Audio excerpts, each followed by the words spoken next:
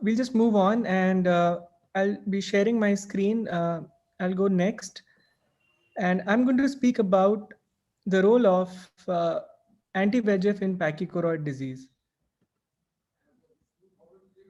So just taking a minute for this.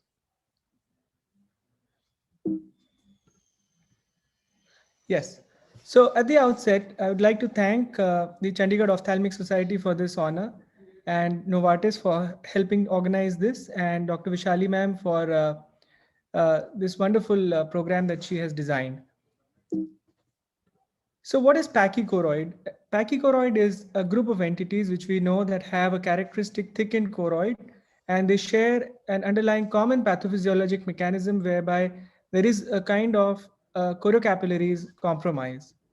And in the spectrum of pachychoroid, essentially, we'll be discussing about the pachychoroid neovasculopathy and polypoidal choroidal vasculopathy. These are two important conditions which require anti-VEGF therapy. Now, before we talk about treatment really, we need to understand that there have been several clinical trials and which have been conducted, especially in the context of PCV, and they have given us some very important learning lessons that we must understand before we even talk about treatment itself. The first thing that we must know is pachychoroid behaves differently compared to non-pachychoroid disease. Now, in the previous talk, ma'am has very elaborately explained how location of fluid plays an important role in the response to therapy and the disease progression as well. In terms of the pachychoroid versus non-pachychoroid disease, it's very important to understand that the anatomy and biologic behavior of the choroid itself are very important factors that differentiate pachychoroid from AMD, for example. So the factors which play a role are choroidal hyperpermeability, a thick choroid, of course you have polyps in PCV, and branching vascular networks. What is probably considered as outcome measures in a lot of clinical trials, and we'll talk about Everest and Planet and some of the others, they have all considered parameters such as central foveal thickness, closure rate of polyps, best corrected visual acuity. Now, so all of these may not be exactly the outcome measures that we are looking for, and that's where the challenge comes in recognizing the treatment or the correct treatments for these conditions. When we talk about the anatomy, as I said, choroidal hyperpermeability is an important factor that must be considered in patients of pachychoroid disease. And we know that this is a subjective parameter so far. We are working to automate it and quantify the choroidal hyperpermeability in our patients. But we do understand that most of the clinical trials have defined choroidal hyperpermeability as multifocal areas of hyperfluorescence with blurring of the margins. So there is a comparison here on the panel on the top shows you a patient with choroidal hyperpermeability on the ICG. The vessels show these kind of fuzziness and leakage, whereas a patient below does not show such a kind of a fuzziness of the choroidal vasculature. It's important to understand that thickness of the choroid, especially under the intraretinal fluid or even under the pigment epithelial detachment, are significant features of pachychoroid disease, and they guide the management of these patients and how we'll come to. And at this point, I think it's important for us to understand the two important clinical trials that have happened in terms of the pachychoroid disease, specifically the PCV, Everest and Planet. And these are the two landmark clinical trials. The Everest was the first randomized trial which actually compared the combination therapy of standard PDT with ranibizumab and ranibizumab monotherapy. And the criticism of Everest 1 was that it's a short-term study, and now we have the long-term Everest 2 results, which are a 24-month phase 4 study, and they have evaluated again these two treatment arms, 1:1 randomization in 322 patients. And we have two arms. It's a very simple study design compared to the Planet study.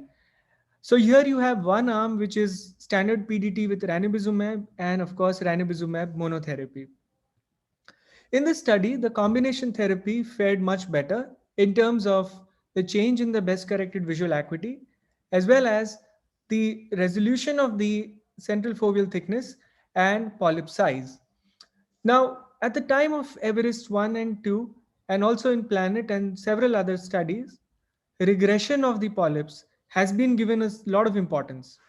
And the regression of polyps on ICG, as well as now you have these findings on OCT, are given significant relevance, and it is said that if you have a polyp regression, it probably means that the disease is now inactive.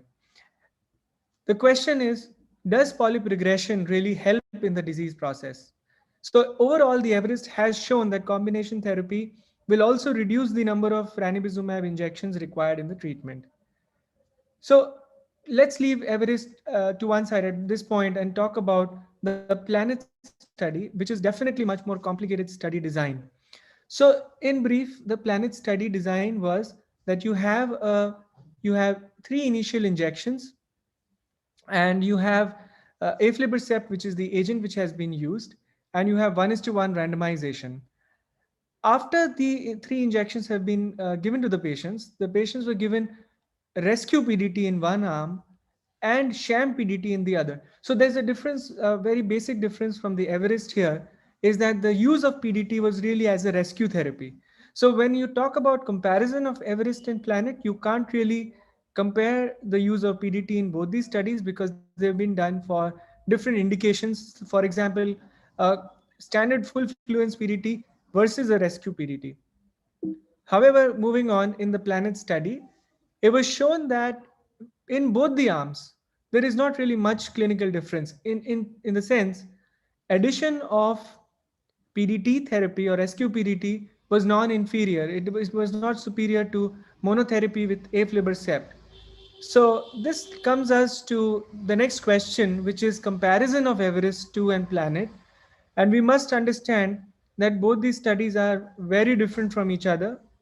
The agent itself is different. You have you have aflibercept in one study and ranibizumab in the other, and there are inherent differences in the response to the PD with aflibercept and ranibizumab itself.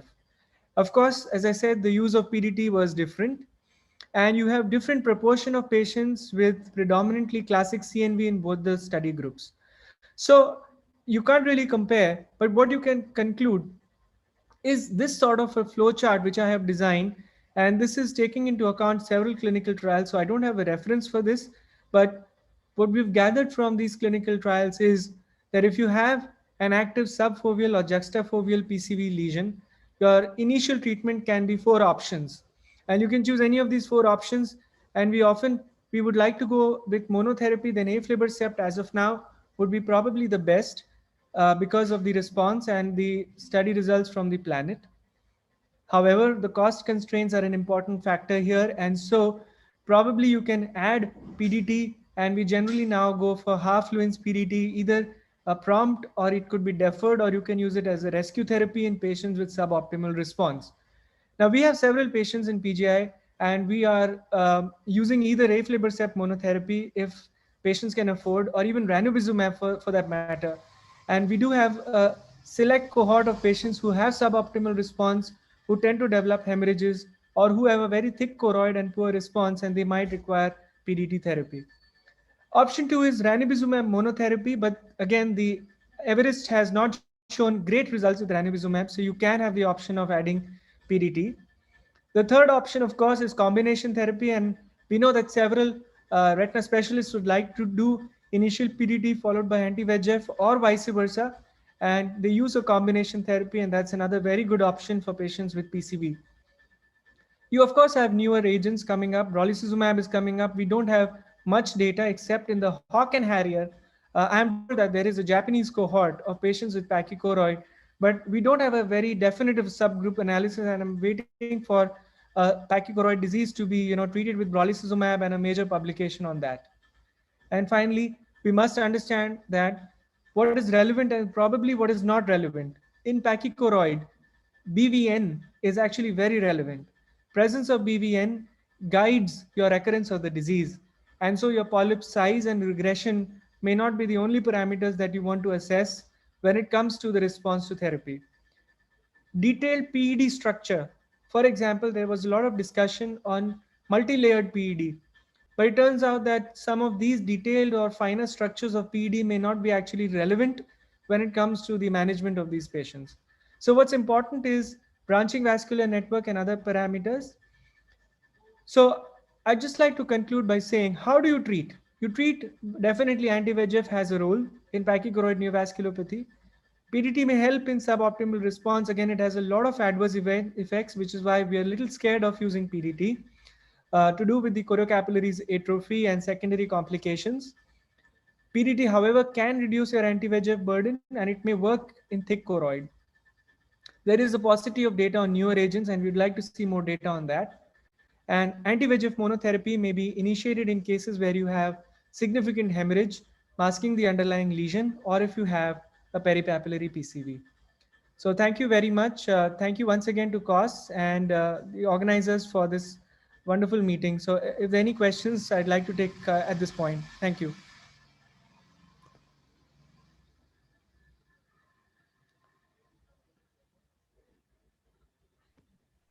Sir, if you have any comments. So Anirudh, now with we really are not getting the PDT dye so easily and neither the laser.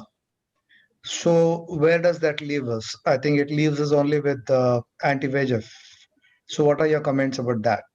Yes, actually, even we don't have PDT and PGI right now. And I think there is a lot of practical difficulty in organizing PDT. And so in most of our patients, we are following monotherapy.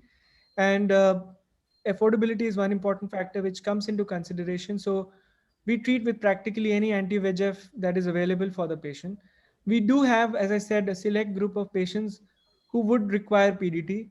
And so these patients, we ultimately have to sort of counsel them that they can either go ahead and get a PDT elsewhere or they continue with monotherapy, hoping that at some point some injection works. What we've also seen, we know that aflibercept is superior and sort of seems to work better, but in our experience, sometimes even switching an anti-VEGF agent from one to another, like for example, ranibizumab may work in a patient in whom aflibercept has suboptimal response. So I think that's where we are right now.